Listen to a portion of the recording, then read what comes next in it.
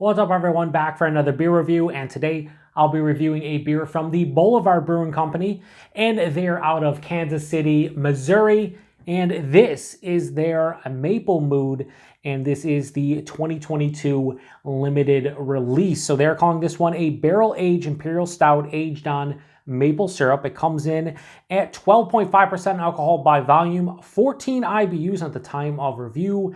This bottle is just under 4 months old. So it's been over 2 years since I've reviewed something from Boulevard on the channel, which normally I would blame myself for that. But to be fair, here in the Western New York area, more specifically Buffalo, New York area, we have not seen a lot of distro from Boulevard, especially from their like seasonal and limited release beers in the past couple years.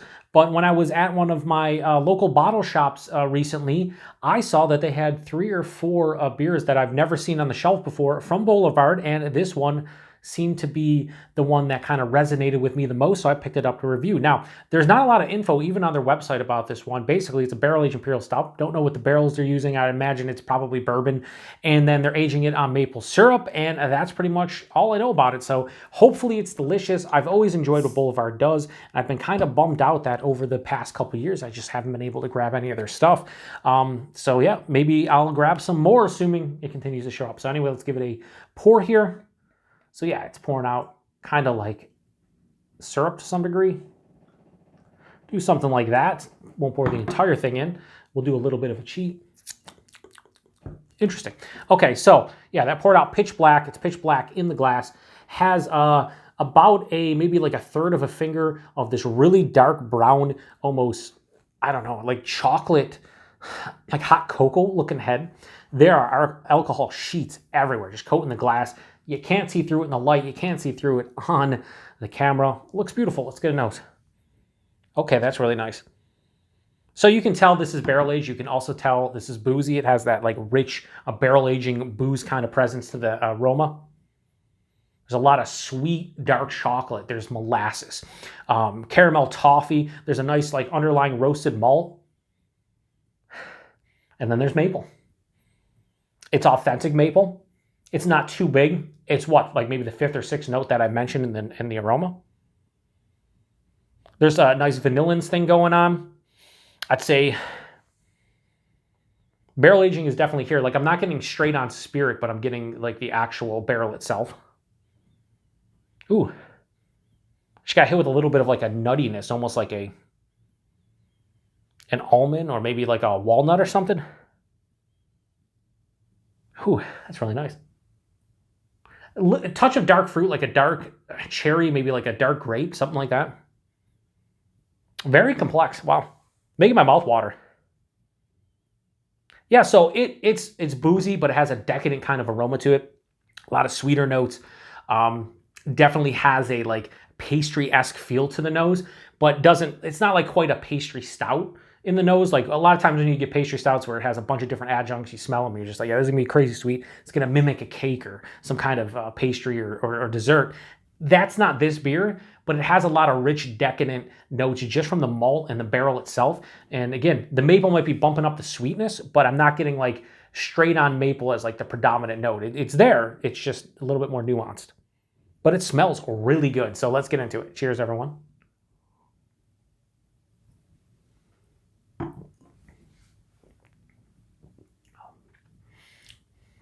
It's definitely boozy. It's 12.5%.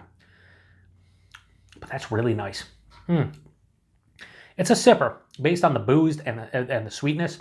It's definitely a sipper. The reason why I went like this with my eyes when I was taking like bulging eyes is because that maple hit me for like a half a second. I was like, wow, that's like straight on maple.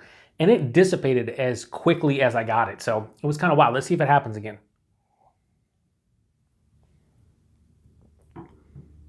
Yeah, that's cool. The maple dives in and out about halfway, maybe like a third of the way through the palate. Definitely noticeable. Body on this one. It has a syrupy, oily kind of feeling to the body. And the mouthfeel. I'd say this is lower side of full, medium full. Not quite thick and chewy and viscous, but I think it's appropriate. You don't always need beers like this to be straight on full body and like you're chewing them. But you also don't want to be thin and kind of watery, right? This is not that at all. This is not thin or watery. Could it be a little bit bigger? Sure. Do I care? Not really. So I think the body's fine. The mouthfeel, there's a decent carbonation here. Like moderately carbonated, but there's this smooth, slight creamy sensation on the finish that really enhances the mouthfeel. Otherwise, it would just be an okay mouthfeel, but I think it's pretty good as is. The taste, I don't think it's complex as the nose was giving me. I probably rattled off like 10 different aromas, right? Aromatics. It's not as, definitely not as anywhere as close as decadent and rich as the nose would have indicated. The complexity is dialed back a lot. Right up front, there's roasted malt, dives right underneath the palate. Then there's milk and sweet chocolate. So again, it's sweet. Milk chocolate is sweet, dark chocolate. There's a lot of chocolate at the forefront. Passes through, the maple hits. And again, it's beautiful, like straight on real maple syrup. But it dives in, and I'm like, oh, it's maple, and it's gone. It like does not stay on the palate for me. It just dips in, dips right out, gone. As it continues on, it's a little bit of like that burnt sugar, caramel, toffee, brown sugar in that realm, just like a generic burnt sugar that hits. Maybe a skosh of a black cherry, something in that realm, a slight fruity character. You can say dark stone fruit. And then on the second half, the palate, the barrel comes in, and you do get a little bit more of like the barrel. This is like a sweeter bourbon or whiskey. It's like slightly peppery, but definitely sweet. I'm not getting as much of the oak and the vanilla as I was in the nose. It's more of like the straight on bourbon character. The finish is semi-dry, very mild bitterness, if any at all. Like, I think there's a little bit of a bitterness there. Like, I think the dryness is coming from the oak tannins, and it's also producing like a slight bitterness as well, like astringent bitterness. It's not bad or anything. It's just, I've mentioned this before, I really don't like oak tannin dryness and bitterness. It's sometimes the perceived oak tannin bitterness and dryness that I get sometimes. And that's what's happening here. It's definitely a sweet beer. Let's just start out by saying that. It's sweet. It's not as, again, complex, rich, and decadent as the nose would indicate. It's just more, a little bit more of like just a confectionery kind of sweetness on the palate. As I continue drinking on it, is this become cloying at some point? It might. I think I'm going to be able to finish that bottle, but I would much rather, split this with somebody so we can each have 6 ounces of it. And I think that's what I would like from this beer, just because I think with each sip, it's getting a little bit too sweet, too confectionery sweet for me. The booze, though, I'll tell you what, the booze, it is boozy, but as I acclimate my palate to it, big warming in the chest. Dare I say, there's a big heat in my chest. It's very warming in the chest.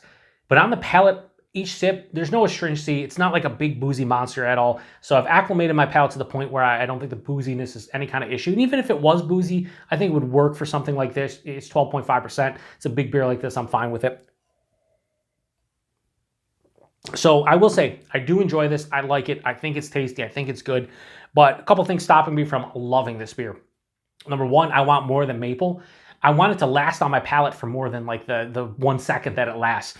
Maybe if you've had this one before, you had a different experience with it. Maybe you have a similar experience. I've had this before where different adjuncts that the beer was aged on or brewed with, they're not there in spades. It's a great flavor profile in the taste.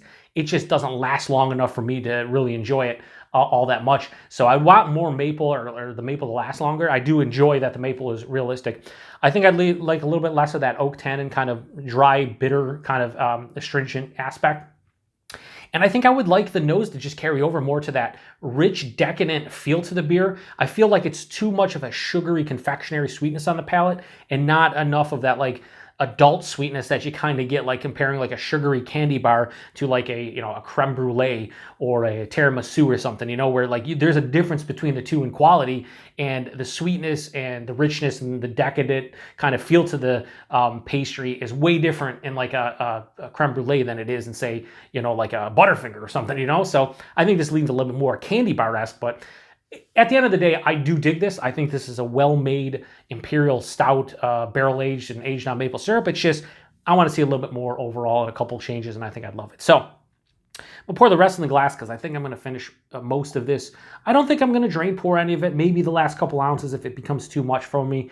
But we'll see. We'll see if it does. I'm hoping it doesn't. But a Maple Mood, the 2022 limited release from, I may have said, I want to go back and see if I said Maple Wood instead of a Maple Mood. I'll be curious if I said at the beginning. If so, it's totally Maple Mood, so that's on me. But anyway, I'm going to have no issues giving this a high 4 out of 5. I'll go 4.05 out of 5. I think that's where this lands. It's still a damn good beer, and I would highly recommend people check this out, especially if you like maple. I think the maple is definitely realistic and authentic. It's just, it doesn't last long enough, so maybe it'll be different for you. And if you have had this one before, post in the comment section. Let me know what you think about it. I'd be curious to know.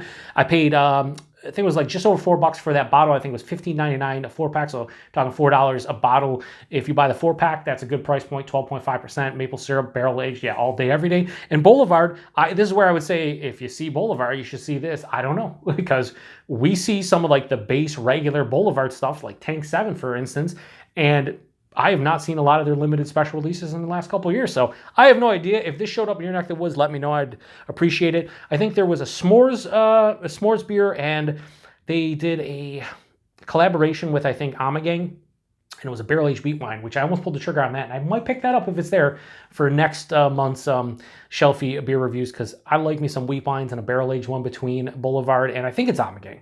Maybe it might have been Boulevard and Forest and Walker. They're all owned by Duvel. I don't remember, but I might grab that. So not much more to say about, like I said, 12.5%. I'm still sitting here, and there's a big warming in my chest. Nothing on the palate. I think it hides it relatively well for what you kind of expect out of a 12.5% beer. So no issues there. And yeah, we're going to shut it down. Appreciate everybody stopping by for another beer review here on the Beer Patrol. To the next one. Cheers.